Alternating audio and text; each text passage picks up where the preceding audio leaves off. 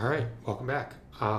So where we left off yesterday, we had solved the train IP validation for at least some tests.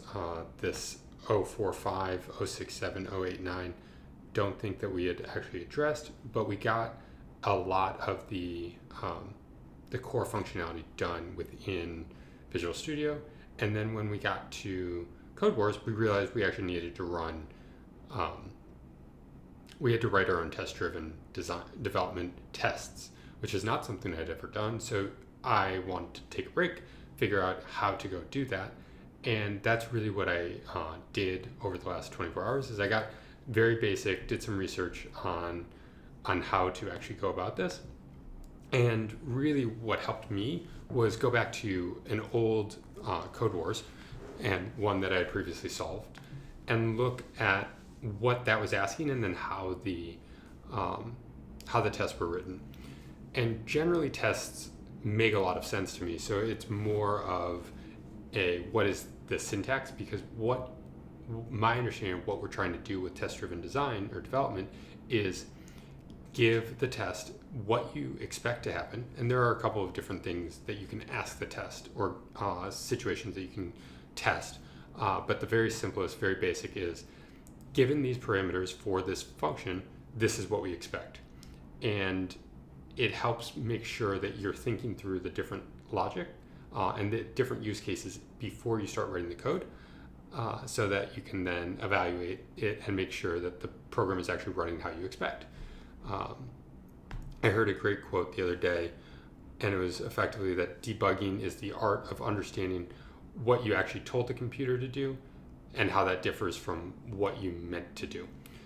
Test-driven development is one tool to help you do that.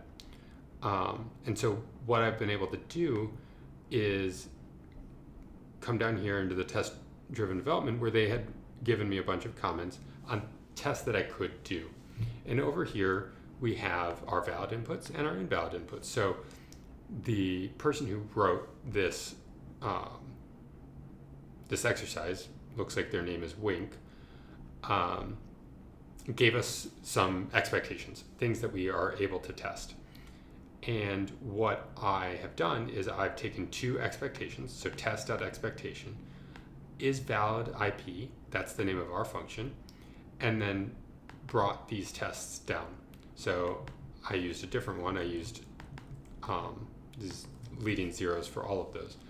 And so I expect, so if we read this first one, we're saying that we expect that if the argument for is valid IP is 1.2.3.4, then that is our expectation. We'll get a message saying it passes, and 1.2.3.4 is a valid IP.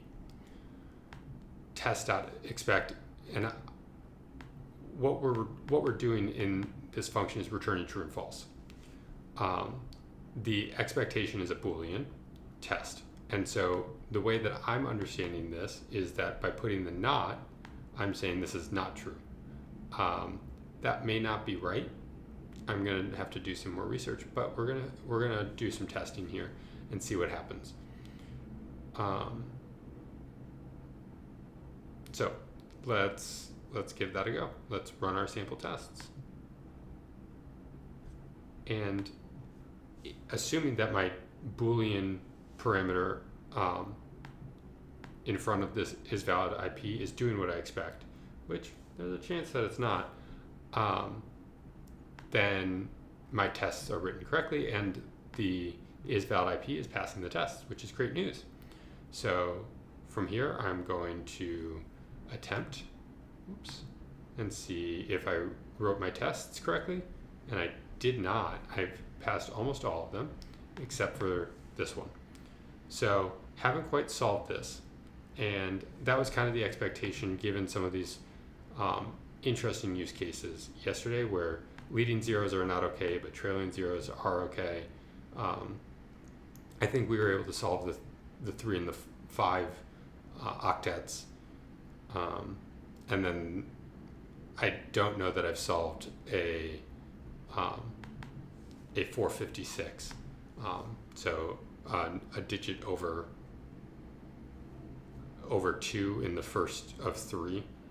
Those patterns are pretty specific, although we've got test number 3 over here to help us with it. So anyway, that's how I went about learning how tests work. Now it's back to refactoring to make sure that I can actually get all of my tests to pass. Thanks for watching.